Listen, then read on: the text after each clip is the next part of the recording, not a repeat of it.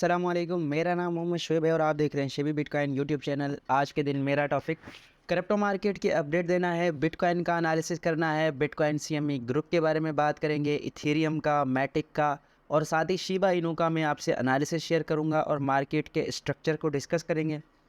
कल के दिन जब मैंने वीडियो बनाई तो मेरी वीडियो के आधे घंटे बाद जो है मार्केट ने बुरी तरह क्रैश किया। उससे पहले मार्केट जो है बिल्कुल नॉर्मल थी।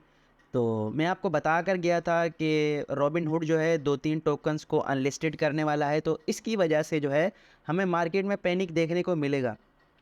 और अगर 2-3 दिन पहले की आप मेरी वीडियो देखें तो यहाँ पर मैंने आपसे शेयर किया था, यहाँ पर देखिए शिबा इनू को मैंने आपसे शेयर किया था और यहाँ पर जो है कहीं मैंने आपसे गोल्ड का एनालिसिस किया था और इथेरियम का किया था और बिटकॉइन का किया था। और उस वक्त मैंने आपसे कहा था कि हमारे पास जो है फ़िलहाल जो स्ट्रॉन्ग प्रोजेक्ट हैं जिनको स्ट्रॉन्ग सपोर्ट मिल सकती है, वो कौन से प्रोजेक्ट हैं। सबसे पहले हमारे पास बिटकॉइन है, उसके बाद हमारे पास गोल्ड है और फिर हमारे पास इथेरियम है।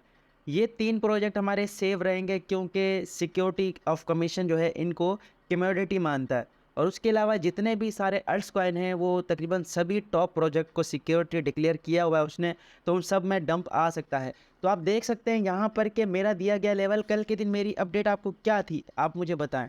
मेरी अपडेट आपको ये थी कि जब तक हम इस लाइन के करीब हैं हम जो है बिल्कुल सेफ है, यहाँ से डाउन साइड पर जब तक हम नहीं जाते बिटकॉइन सेव है हमारा।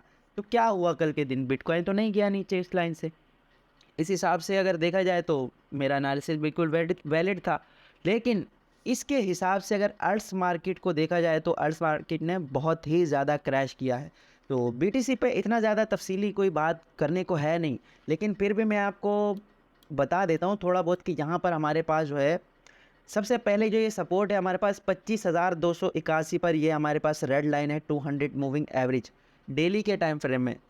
इसको अभी तक इसने रीटेस्ट भी नहीं किया है और अगर इसको रीटेस्ट नहीं किया है तो मतलब इसको रीटेस्ट करके इसे बाउंस मिलेगा और इससे नीचे जो है थोड़ी बहुत विक फिशिंग होगी और फिर उसके बाद जो है हम देख सकते हैं कि ये ऊपर जा सकता है और रीटेस्ट कर सकता है इस ट्रेंड लाइन को जो कि 26,500 के करीब है। और अगर लिक्विडिटी ग्रैब करनी है अपसाइड की तो फिर इसको जो है इससे अपसाइड पर विक लगानी पड़ेगी और तकरीबन 27,000 के करीब ये जाएगा और उसके बाद जो है हमारे पास एक सडन डंप आ सकता है। और इस लाइन के बाद जो हमारे पास अगली सपोर्ट है वो हमारे पास 23,500 की है। जब मार्केट अपनी पीक पर थी तकरीबन 30,000 31,000, सारे के सारे लोग बुलिश हो रहे थे, तो मैं आपसे डेली बेसिस पर 25,000 का एरिया शेयर कर रहा था कि 25 पे आएगा। लेकिन देखो ना 25 पे अब डायरेक्ट तो नहीं आएगा। मैंने आपसे ये सब शेयर किया था कि 25 पे डायरेक्ट नहीं आएगा। यहाँ पर अगर आप देखें तो यहाँ पर कितना ज़्यादा इसने डाउन अप फिर यहाँ डाउन फिर अप फिर डाउन फिर अप, इतने में तो बंदा वैसे ही पागल हो जाता है कि यार ये तो आ ही नहीं रहा नीचे। लेकिन उस वक़्त से मैं आपसे 25,000 का एरिया डिस्कस कर रहा था कि हमारे पास जो है 25,000 का एरिया जो है वो आ सकता है। अब यहाँ पर वीकली टाइम फ्रेम में बात करें तो वीकली क्लोजिंग हमारे पास होने वाली है और यहाँ पे मैंने वीकली क्लोजिंग भी कल मैंने आपसे डिस्कस की थी कि ये हमारे पास एक बुलिश रीटेस्ट है, इसको हम बुलिश रीटेस्ट कंसिडर कर सकते हैं। और फिलहाल जो है वीकली मूविंग एवरेज है हमारे पास 200 एक्सपोनेंशियल और 200 मूविंग एवरेज, दोनों से ये जो है रीटेस्ट करके दोनों से अबव ही फिलहाल ट्रेड कर रहा है। इनको रीटेस्ट करके हमने जो है वीकली क्लोजिंग देखनी है कि वीकली क्लोजिंग क्या होगी। वीकली क्लोजिंग के बाद ही हम डिसाइड कर सकते हैं कि वीकली क्लोजिंग के बाद हमारे पास क्या होता है। नेक्स्ट हमारे पास जो मैंने आपको 23,000 का एरिया बताया है वो यहाँ पर हमारे पास ये वाला एरिया है, ये स्ट्रॉन्ग लिक्विडिटी एरिया है और यहाँ से जो है हमें एक स्ट्रॉन्ग बाउंस मिल सकता है। और जैसे कि अल्ट्स मार्केट में इतना बड़ा क्रैश आया है तो उसमें तो मैं जो है एक बाउंस एक्सपेक्ट कर रहा हूँ। और यहाँ पर अगर बात करें इसकी तो ये हमारे पास वीकली टाइम फ्रेम में मैकडी इंडिकेटर है, इसका एक बेरिश क्रॉसओवर हो रहा है। यहाँ पर ये पूरा रीजन हमें ग्रीन नज़र आ रहा है इसका, इसके बाद जो है ये डाउन साइड पर जा रहा है। तो अब यहाँ पर हमारे पास एक किस्म की रेड जो बार्स हैं वो बनती हुई नज़र आएंगी, तो इन रेड बार्स की वजह से बिटकॉइन भी प्रेशर में रह सकता है। और जैसे कि लोगों ने जो है अभी अल्ट्स मार्केट से सारा पैसा निकाल के बिटकॉइन में इन्वेस्ट किया है, तो जब बिटकॉइन से वो कैश आउट करेंगे या फिलहाल कोई रेगुलेटरी फ्रेमवर्क हो जाता है तो बिटकॉइन से पैसा निकल के जब अल्ट्स में आएगा तो अब जो है अल्ट्स हमारे रिकवरी करेंगे, ये बीटीसी या तो स्टेबल रहेगा या फिर बीटीसी जो है डंप कर सकता है। और यहाँ पर अगर बात करें बीटीसी की डोमिनेंस की तो बीटीसी जो है तकरीबन 763 दिन बाद इस अपने रेजिस्टेंस को ब्रेक कर पाया है और वो भी एक फंड की वजह से। लेकिन अभी भी हमारे पास जो है चांसेस हैं कि बीटीसी की डोमिनेंस जो है इस एरिया से जो है स्ट्रांगली रिजेक्ट होगी, और रिजेक्ट होने के बाद जो है एक क्रैश इसे आ सकता है, और इस क्रैश पर हमें जो है अल्ट मार्केट में जो है नज़र आएगा बूम।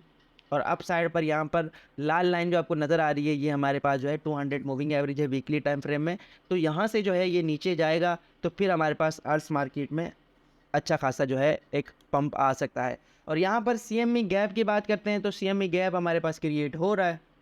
करंटली बिटकॉइन की प्राइस अगर देखें तो यहाँ पर हमारे पास चल रही है तकरीबन 25,700 से 800 के करीब, और यहाँ पर जब क्लोज हुई थी ट्रेडिंग CME ग्रुप के पास तो 26,430 का एरिया था। तो ये हमारे पास एक किस्म का गैप आ रहा है, और जो सबसे करीब गैप होता है वो जो है फ़ौरन फिल होता है। तो यहाँ पर हमारे पास हो सकता है कि जब वीकली क्लोजिंग हमारी हो जाती है उसके बाद नया वीक जब शुरू होगा तो फिर हमारे पास रिकवरी करेगा बिटकॉइन, और इस गैप को फिल करने के बाद जो है अपना नेक्स्ट डिसीजन लेगा कि क्या होगा। और इथेरियम की बात करें तो इथेरियम भी सेफ है हमारे पास, क्योंकि इसे भी फ़िलहाल सिक्योरिटी एक्सचेंज ऑफ कमीशन ने सिक्योरिटी डिक्लेयर नहीं किया है, तो ये भी हमारे पास सेफ है और इतना ज़्यादा इसमें डंप नहीं आया। और अगर कल के दिन भी मैंने आपसे लोअर साइड के लेवल्स जो है वो डिस्कस किए थे कि यहाँ पर ये जो इसकी एक ट्रेंड लाइन है, यहाँ पर एक तो हम विक के ज़रिए भी लगा सकते हैं या फिर आप विक टू बॉडी लगाएं। तो यहाँ पर इसका ये एरिया फ़िलहाल यहाँ पर हमें रीटेस्ट होता नज़र आ रहा है 1690 के करीब। तो यहाँ से इसे स्ट्रॉन्ग बाउंस मिलना चाहिए, और आखिरी सपोर्ट जो इसके पास है वो यहाँ पर ये वाला एरिया इसके पास आखिरी सपोर्ट है, यहाँ पर ये एरिया।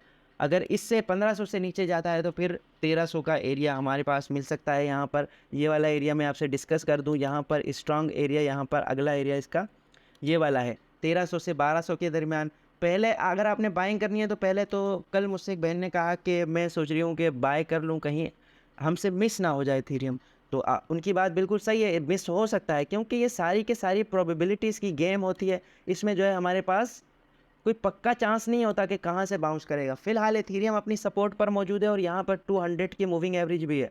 उसके बाद अगर इसको ब्रेक करता है तो फिर नेक्स्ट हमारे पास 1500 का एरिया होगा, और उसके बाद यहाँ 1300 का एरिया मेरा लास्ट एरिया होगा। इससे नीचे फिर अगर जाएगा तो फिर मैं 100-200 डॉलर की डंप पे नहीं बल्कि $1000 पे डिसीजन करूँगा इसका इथेरियम का। और USDT की डोमिनेंस की बात करें तो ये भी मैंने आपसे 2-3 दिन पहले शेयर की थी, और यही मैंने सेम ट्रेंड लाइन लगाई थी। फ़िलहाल हमारे पास जो है इसी के अंदर जो है USDT डोमिनेंस ट्रेड करेगी, जहाँ तक मेरा अंदाज़ा है। अगर इससे अबव या डाउन साइड पर होता है तो फिर हम जो है अच्छा खासा डंप या पंप देखेंगे। इससे अबव अगर इसने जाने के बाद क्लोजिंग कर रही है अप साइड पर तो ये स्ट्रॉन्ग फेयर क्रिएट करेगा मार्केट में, और अगर डाउन साइड पर चला गया तो ये हमें फोमो में मुब्तला करेगा और हम अच्छी खासी इसमें जो है पैनिक कर सकते हैं।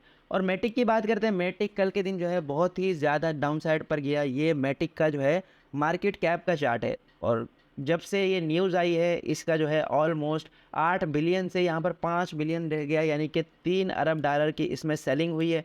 और इसकी RSI कल मैं देख रहा था तो RSI इसकी बहुत ज़्यादा डाउन थी, डेली के टाइम फ्रेम में 16 पर थी, तो मैं इन्वेस्टमेंट की है। और उसके अलावा शिबा इनू की बात करें तो शिबा इनू मैंने आपसे शेयर किया था 2 से 3 दिन पहले। यहाँ पर देखें मैंने लिखा था बाय शिबा इनू, और मैंने लेवल जो है वो डिस्कस किए थे शिबा के। तो यहाँ पर मैंने शिबा इनू जब आपने दिए गए लेवल पे देखा तो मैंने यहाँ पर शिबा इनू भी लॉन्ग टर्म के लिए बाय किया है, और अगर आप चाहें तो आप भी कर सकते हैं। और उसके अलावा यहाँ पर बात करें सीजी की, तो सीजी ने जो है ट्वीट की है। इस ट्वीट में इसने कहा है कि किसी को भी नहीं पता कि मार्केट जो है क्यों ऊपर नीचे जा रही है, और इसके हिसाब से लोग अंदाज़ा लगा रहे हैं कि वो जानते हैं कि क्यों मार्केट जो है डाउन जा रही है या अप जा रही है, और हर किसी का एक अपना नैरेटिव है। और इसने जो एक पहला नैरेटिव बताया है वो ये है कि बाइनांस अपनी होल्डिंग को फ़ियाट करेंसी में कन्वर्ट कर रहा है। असल में बाइनांस फ़ियाट और स्टेबल कॉइन को शॉर्ट टर्म सैलरीज के लिए यूज़ करता है। हमारे क्रिप्टो रिज़र्व हमेशा बढ़ते ही दिखाई देंगे, ये सीजी का कहना है। और साथ ही इन्होंने कहा है कि सेकंड नैरेटिव जो चल रहा है वो रॉबिन हुड ने अपने 1 बिलियन से $1 बिलियन से ज़्यादा का मैटिक, सोल और एडा टोकन बेच दिया है, इसलिए मार्केट में फंड है। इस मुतालिक सीजी का कहना है कि मुझे कोई आइडिया नहीं है, आप मुझसे ज़्यादा जानते होंगे। और इसके अलावा एक और नैरेटिव है एसईसी का बैन और हांगकांग और चाइना के अनबैन के हवाले से। सीजी के मुताबिक हर मार्केट में आपको लालच और खौफ पर काबू होना चाहिए, अपना रिस्क हमेशा मैनेज करें और सेव रहे। हमारा काम है अपने प्लेटफॉर्म और अपने काम को प्रॉपरली मैनेज करना। तो मेरे हिसाब से सीजी इतना पैनिक नहीं है, और उसके हिसाब से ये जो है मुख्तलिफ लोग नैरेटिव बना रहे हैं, और मतलब कन्फर्म किसी को भी नहीं पता कि मार्केट जो है डंप क्यों कर रही है। अच्छा, आखिर में मैं आपसे एक एनालिसिस शेयर करता हूँ। इस बंदे का एनालिसिस जो है वो बहुत तवील इसने एक एनालिसिस शेयर किया है। इसमें हीट मैप, इकोनॉमिक्स और डेरिवेटिव मार्केट का और उसके अलावा लिक्विडिटी मार्केट का इसने बहुत लंबा एनालिसिस किया है और मैंने सारा पढ़ा है और मेरे हिसाब से इसके जो एनालिसिस है, इसके एनालिसिस के हिसाब से मार्केट को फ़िलहाल डाउन साइड पर जाना है और डाउन साइड पर जाने के बाद जो है मार्केट अपनी सारी लिक्विडिटी ग्रैब करने के बाद दोबारा से ऊपर आएगी और फिर जो है हमारे पास मार्केट जो है बुलिश हो सकती है। और इकोनॉमिक्स को इसने जो है कंसिडर किया है। इसके हिसाब से जो इकोनॉमिक है जब तक वो सेट नहीं होंगे हमारे पास मार्केट जो है वो पंप नहीं करेगी। और साथ ही इसने कहा है कि अगर बिटकॉइन 40,000 से अबव चला जाता है तो मेरा ये सारा एनालिसिस जो है वो इनवैलिडेट हो जाएगा। और मैंने आपसे मुख्तसर शेयर किया है, अच्छा खासा इसने काफ़ी मेहनत से एनालिसिस लिखा है, आप इसको खुद पढ़ें। और मेरे चैनल पे जाकर आप ट्विटर पर इसको सर्च कर सकते हैं या फिर डेली क्रिप्टो ट्रेडिंग सर्च करेंगे तो ये आपके पास आ जाएगा।